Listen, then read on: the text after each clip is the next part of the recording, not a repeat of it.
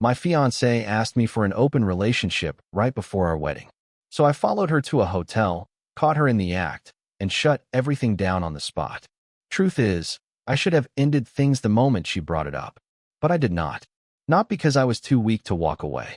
I stayed because I wanted to see who she really was when she thought I was not paying attention. Her name was Madison. We had been together 4 years. Engaged for 6 months. Wedding set for June, about 3 months out. I am 32, running my own recording studio here in Austin. She was 29, working as an event coordinator for one of those high-end venue companies. We met at a music festival, hit it off right away, and moved in together after about a year. Pretty standard path for people our age. For a long time, everything felt solid. Then came that Tuesday night in March. We were sitting at our apartment having dinner. Nothing fancy, just pasta I threw together after a long day at the studio. Madison kept poking at her food, barely eating, which was not like her at all.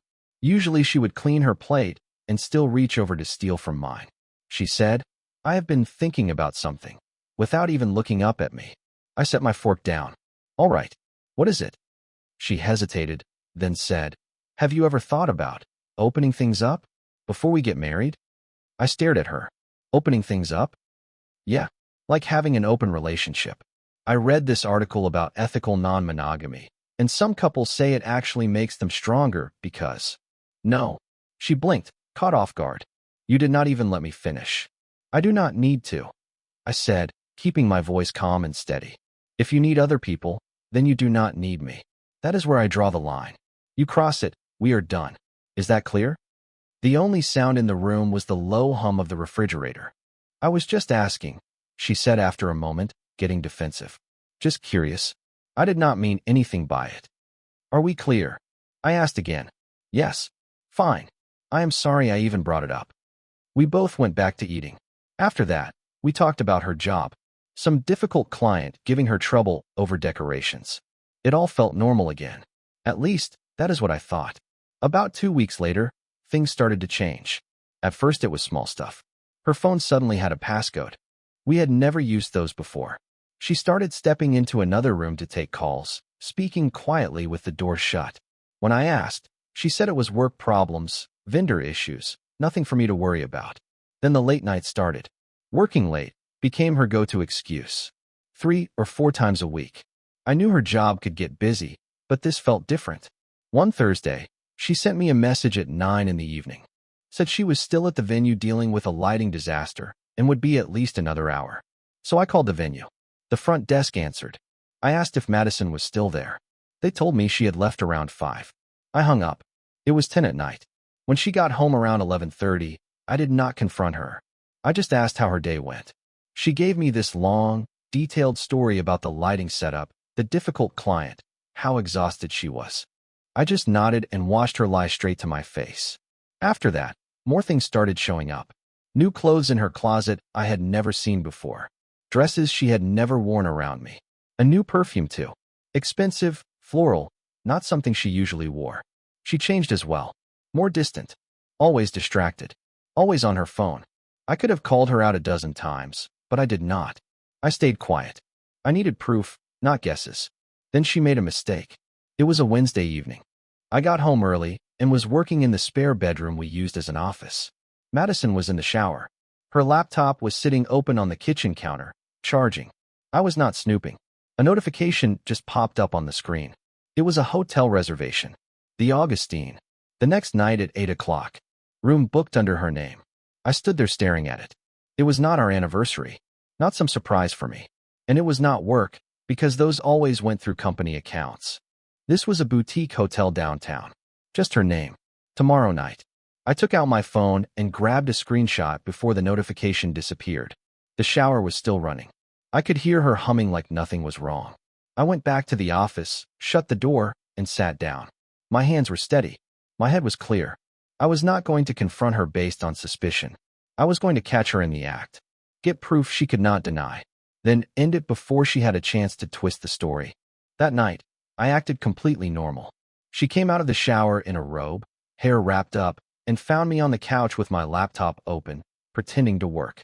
You okay? She asked. You are quiet. Just tired, I said. Long day. She kissed the top of my head. I'm going to watch something in bed. Come in when you are done. Give me 20 minutes. I listened as she walked down the hall, the bedroom door closing, the television turning on. Then I pulled up that screenshot again. The Augustine. Tomorrow. 8 o'clock. I could have walked into that room right then, shown her, demanded answers. But I knew how that would go. She would lie. People always do when they get caught off guard. She would say it was nothing. Some kind of misunderstanding. Maybe even try to turn it into a surprise for me. No. I needed certainty. So I went to bed later, wrapped my arm around her like everything was fine, and fell asleep already planning what I would do the next day. In the morning, she got up early to get ready for work. I pretended to be asleep, watching her through half-closed eyes. She checked her phone over and over while brushing her teeth. After she left, I called my business partner and told him I needed the day off. Said it was personal. Then I spent the morning getting ready. Made sure my phone was charged. Cleared my schedule. Kept myself calm. She came home around 4 in the afternoon, earlier than usual. You are home early, I said from the couch. Slow day, she said. I'm just going to work from here for a bit. She sounded too casual, like she was trying. I watched her head into the bedroom. Closet door opening and closing. About an hour later, the shower started. 5 in the evening. The reservation was for 8. I stayed on the couch listening. Water running, then the hairdryer. At 6:15, she came out. She was wearing a black dress I had never seen before. Fitted. Sharp. Heels that made her a few inches taller. Her makeup was different too. Darker, more dramatic. Not how she ever looked when we went out together. Work emergency, she said, grabbing her purse. One of my clients is losing it over a last-minute venue change. I have to go deal with it. On a Thursday night? She shrugged. Rich people do not care what day it is. She leaned down and kissed my cheek. That new perfume hit me again, strong and unfamiliar. Do not wait up, she said. I might be late. Be safe, I told her. The door closed behind her. I counted to 300. Then I grabbed my keys and followed. My truck blends in, nothing flashy. Easy to stay unnoticed.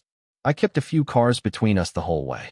She drove downtown and pulled into the valet area at the Augustine. I parked across the street where I could see the entrance. At 7:58, she sat in her car for a couple minutes, checking her phone, fixing her makeup in the mirror. Then she stepped out, handed her keys to the valet, and walked inside like she belonged there. I watched through the glass doors. I felt nothing yet. No anger. Just focus. At 8 o'clock, I waited 10 more minutes. Enough time for her to get to the room and settle in. Enough time to make sure there was no doubt. Then I got out and walked across the street. The lobby was warm and polished. Marble floors, soft lighting, quiet music playing somewhere overhead. I went straight to the front desk. The guy there was young, maybe mid-20s. His name tag said Tyler. Good evening, he said. Checking in. Not exactly, I told him. I am meeting someone, but I forgot the room number. My fiancée just came in. Brunette, black dress. He hesitated. I'm not really supposed to give that out. I took out my wallet and slid a $50 bill across the counter. It is for an anniversary surprise. I am late. I do not want to ruin it by calling her. He looked at the money, then at me, then made his decision. Room 848, he said quietly. 8th floor. Appreciate it. I stepped back outside, got into my truck, and sat there for a second. Then I pulled out my phone. My thumb hovered over her name before I pressed call. It rang twice. She picked up on the third. Hey babe, she said. Her voice sounded a little off, like she was trying too hard. What is up? How is the work thing going? I asked. Oh, it is good. Really busy right now, she said. These clients are being impossible about room 848. Then nothing. Just silence. Dead, complete silence. I could hear her breathing change on the other end. The wedding is off, I told her. My voice came out flat and steady. No yelling. No shaking. Just done. We are over. She sucked in a sharp breath. What? Wait. Where are you? I can explain. This is not. I ended the call before she could finish. I did not need to hear whatever excuse she was putting together. My hands moved on their own after that. I blocked her number. Then I blocked her everywhere else. Instagram. Facebook. Anything tied to her name. It probably took half a minute. I started the truck. As I pulled out of the parking spot, I glanced in the rearview mirror. The hotel doors flew open, and Madison came rushing outside barefoot, carrying her heels in one hand and her phone in the other. Her dress was only half zipped. Her hair looked wrecked. She spun around in a panic, searching the street for my truck. By then, I was already making the turn. I did not stop. I did not look back. The drive home took about 12 minutes, and I spent every minute of it tearing down the wedding. My first call was to the venue. "Good evening," I said. "I am calling about the reservation for June 12th under my name. I need to cancel everything." The woman on the line sounded surprised. "Oh no, I am so sorry to hear that. May I ask what happened?" "Personal reasons," I said. "What is the cancellation fee?" "At this point, you would lose your deposit. That would be $3,000. "That is fine. Cancel it." She paused. "Are you absolutely sure? We could postpone instead, if that would help." "No. Cancel it." "All right. I will process it tonight. You will get an email confirmation." Then I called the caterer, then the photographer, then the disc jockey, then the florist. Same conversation every time. "Yes, cancel the whole thing." "Yes, I understand I am losing money." "No, I do not want to reschedule." It was 4 calls and about 11 minutes total. Every one of them sounded sorry for me. Every one of them asked if I was sure. I did not care about the deposits. I did not care how much money I was burning. I just wanted every trace of that wedding gone. By the time I pulled into our apartment complex, my phone was vibrating nonstop. Unknown numbers, one after another. She was already borrowing other phones. Friends, hotel staff, whoever would let her use one. I ignored all of it. I parked, went upstairs, got inside, and locked the door. The apartment already felt different, like it belonged to strangers. The couch we picked out together, the framed photos on the wall, her yoga mat by the corner. It all looked fake now, like props from a life that never meant what I thought it did. I sat down at my laptop and started gathering everything. I found the screenshot of the hotel reservation. I found the old text conversation from 2 weeks earlier where she brought up the open relationship, and I told her exactly where I stood. I saved screenshots of all of it. Then I opened a new email. Subject line, "Wedding canceled." This is why. I attached the hotel confirmation. I attached the screenshots. I added a short timeline. Then I typed one sentence. "This is why there will not be a wedding." I put in every email address I had. Her parents, my parents, her sister, my brother, the bridesmaids, the groomsmen, the maid of honor, the best man. 18 people total.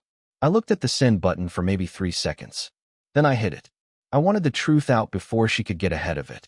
No rewriting the story. No playing the victim. No pretending this was some mutual breakup. My phone was going wild now. I turned it face up for a second and saw names and blocked calls stacking on top of each other. Her mother, her sister, her best friend. Unknown numbers. More unknown numbers. I set it back down and called a locksmith I had looked up while sitting at a red light on the drive home. "Yeah," I said when he answered. "I need my locks changed tonight. How fast can you get here?" "I can be there in about 40 minutes. "Perfect." I knew she was going to try every way possible to reach me. I needed everything finished before she got here. The locksmith showed up in 38 minutes. Older guy, maybe in his 50s. Toolbox in hand. The kind of face that told me he had seen every version of a breakup there was. "Lock change?" he asked. "Yeah. Front door. Need it done tonight." He did not ask questions. Just got to work. I sat on the couch while he drilled out the old lock. My phone was buzzing on the coffee table the whole time. I had it face down, but the screen kept lighting up every few seconds. It was vibrating so often it almost sounded like a low hum. He looked over at it once. "Busy night." "You could say that." He gave a small shrug. "None of my business. You want this done fast, or do you want it done right?" "Do it right.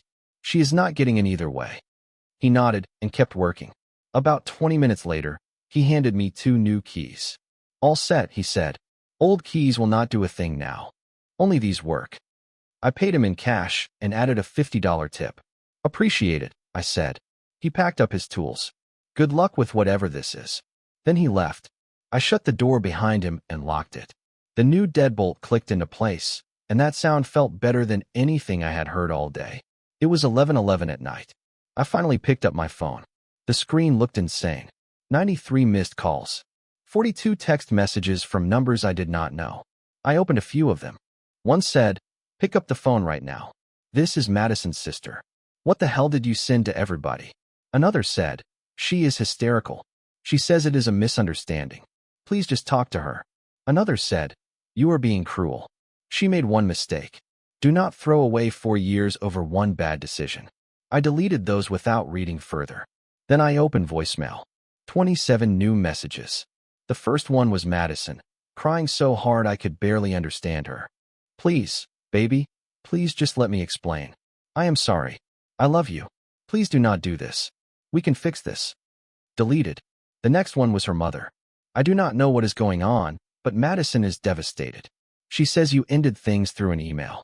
That is not how adults handle things. Call me back. Deleted. Then her sister. You sent that email to everyone? Are you serious? You do not even know the full story. Madison has been under so much pressure with the wedding in. Deleted. I did not listen to the rest. I wiped the whole voicemail box clean. The phone kept buzzing in my hand. Then I saw 2 messages that mattered. One from my mother. I got your email. I am so sorry. Are you okay? Call me when you can. One from my brother. Holy hell. You need me to come over? I answered both. I am fine. I will call tomorrow. I need tonight alone. Then I went through my contacts and cleaned house. Family stayed. Close friends stayed. Business contacts stayed. Everybody connected to her got deleted. Her friends. Mutual friends who would take her side. The maid of honor. Bridesmaids. Anyone I knew would be turned into a messenger for her. The phone buzzed again. Unknown number. Without thinking, I answered. Finally, it was her. Her voice sounded shredded from crying. Please, we need to talk. I can explain everything. Just give me 5 minutes. Do not call me again. I hung up and blocked that number too. Right away the phone rang again from another unknown number. I let it go to voicemail. Then another. Then another. In the next hour, I had 23 more missed calls. Different numbers every time. Her friends were taking turns trying to break through.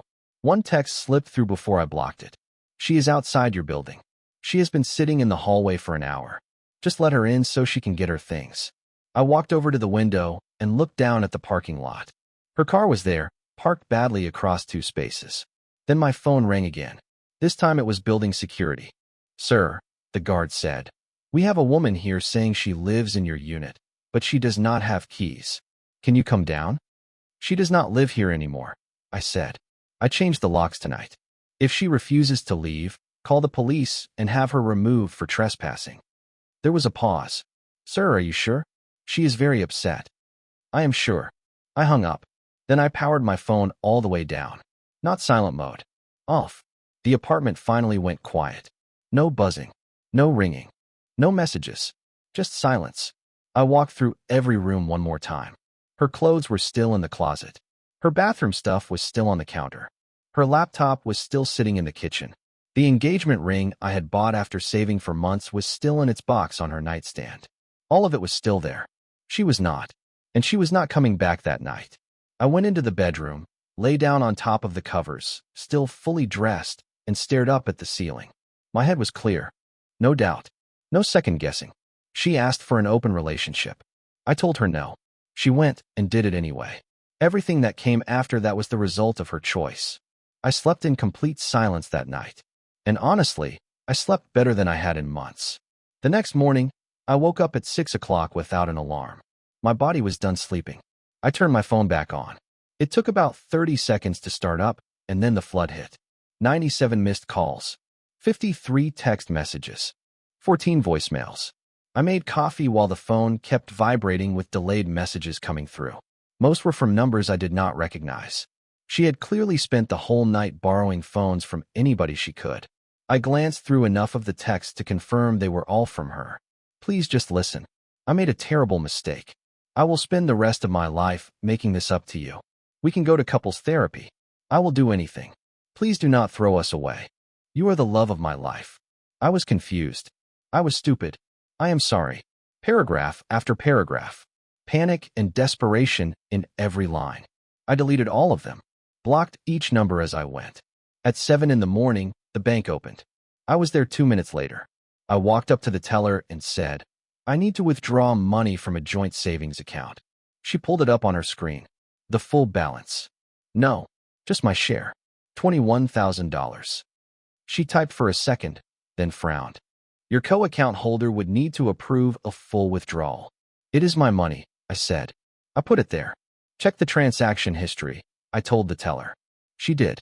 She went through months of deposits and saw exactly what I already knew. I had been putting in around 60%. Madison had put in about 40. After a minute, she looked back up at me. All right, I can process your portion. Cashier's check, I said. 10 minutes later, I walked out with a check for $21,000. I left her $13,000 in the account untouched. It was a clean split. Nobody could say I took what was hers. My next stop was the leasing office. Both our names were on the apartment lease, and we still had 6 months left. I had been paying about 70% of the rent because I made more. The property manager, a woman named Sandra, looked at me with that careful expression people use when they know something ugly happened but do not want to ask. I need to break the lease, I said. She pulled up the file. Both tenants normally have to sign for an early termination. I will pay the whole penalty myself, I told her. Whatever it is. I just want my name off it. She checked the lease terms on her screen. That would be 2 months' rent. $2,800. Fine. She looked up again. What about the other tenant? She can stay if she wants, I said. She can take over the full rent or move out. I do not care. I just need to be done with it. Sandra studied me for a moment, probably putting the pieces together on her own. Give me until Monday to get the paperwork processed. Thank you. I paid the fee right there, signed everything she put in front of me, and walked out feeling like I had cut one more rope loose. When I got back to the apartment around 10 in the morning, building security called. Sir, the guard said, that woman from last night is back. She is sitting in the hallway again. I walked toward the window that faced the interior side of the building. I could not see my front door from there, but I did not need to. I could picture her well enough.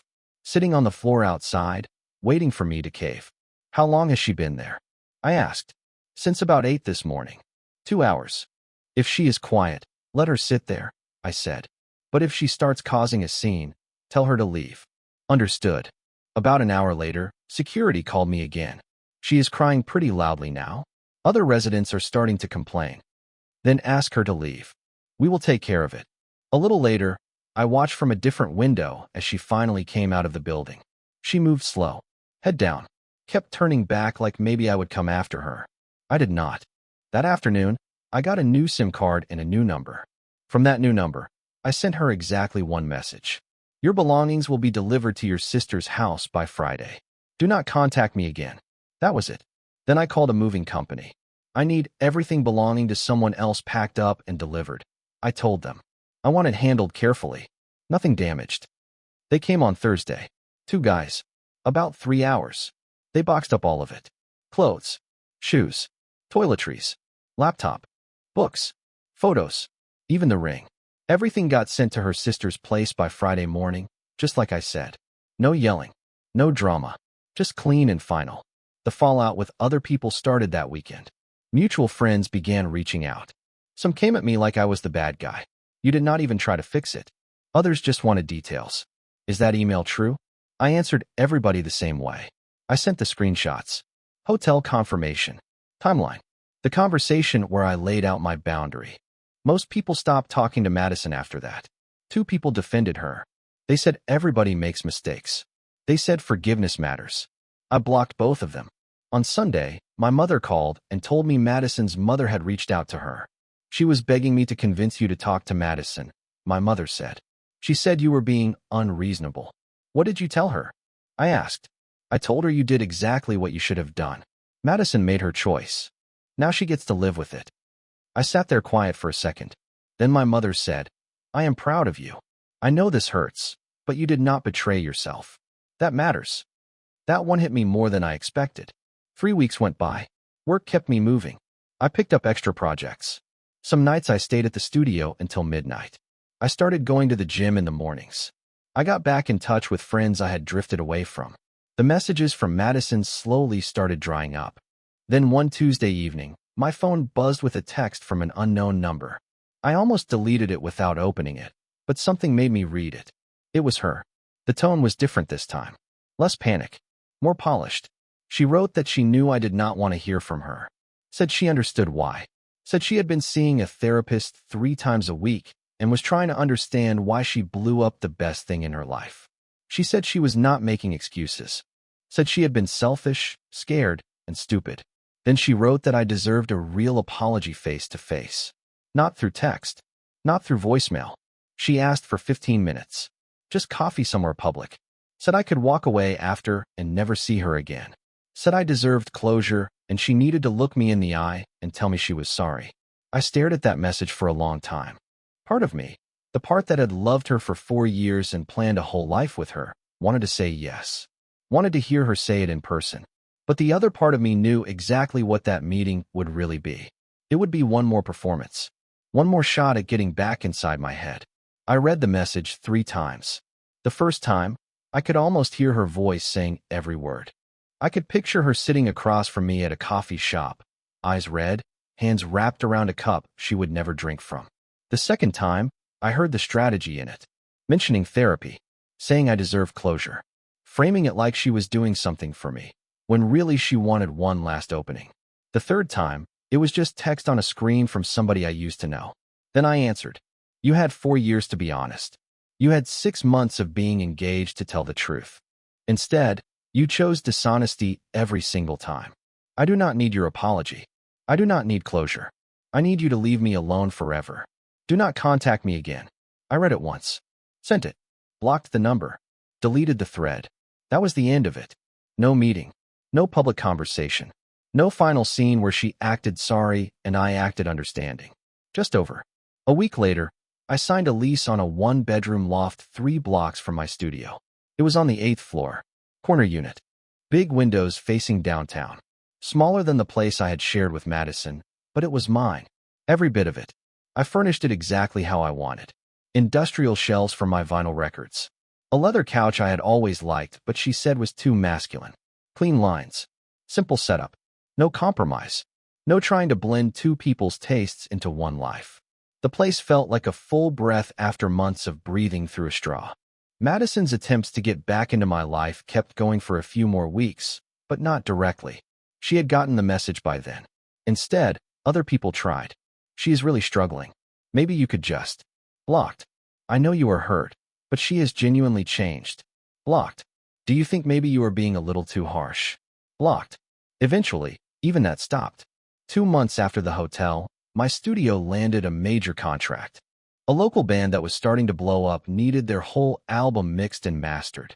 Somehow the story about Madison had made its way around town. Musicians talk. Word gets around fast in that world. During the first session, the lead singer looked at me and said, "You handled your business. Kept your dignity. That matters." I did not say much, but I remembered that. By then, I had built a routine that was mine. Gym at 6 in the morning every day. Nothing extreme. Just consistency. Work. Training. Sleep. Repeat. I started making friends through the studio too. New people. People who had never met Madison and did not know the history. They only knew me as I was right then. One Saturday in late June, the day that would have been our wedding day, I stopped at a coffee shop near my loft. There I ran into one of Madison's old bridesmaids. Her name was Chloe. She looked uncomfortable the second she saw me. "Hey," she said carefully. "Hey, how have you been?" "Good," I said. "Actually, really good." She looked like she was deciding whether to say more. Then she did. "I do not know if you want to hear this, but Madison moved to Denver. Fresh start, I guess." "Good for her," I said. Chloe searched my face like she expected more. Anger maybe. Satisfaction. Bitterness. "That is it?" she asked. "Just good for her." I shrugged. What else am I supposed to say? She is living her life. I am living mine. She kept looking at me. "You really are over it." It was not really a question, but I answered anyway. I was over it the second I hung up on her from that hotel parking lot. Chloe nodded slowly. "For what it is worth," she said, "she really is messed up over what she did. I think she finally understands." "That is between her and her therapist," I said. And I meant it. At that point, I did not feel anger. I did not feel revenge. I did not even feel satisfaction.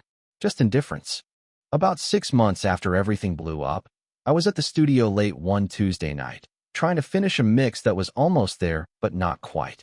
I was adjusting levels, cleaning up the equalization, chasing that last little bit that makes a track feel right. My phone buzzed on the desk beside me. Unknown number. Could have been a client. Could have been spam.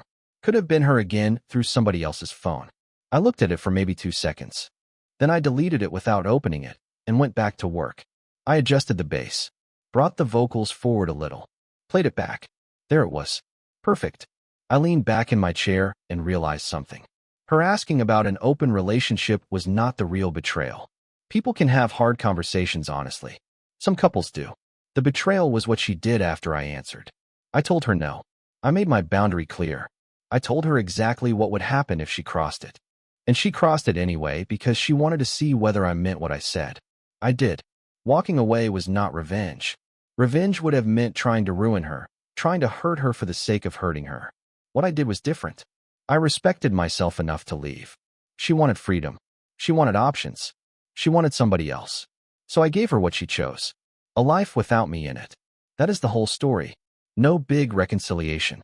No second chance. No final heart-to-heart where we cry and agree to stay friends. Just silence. And honestly, I have never felt lighter.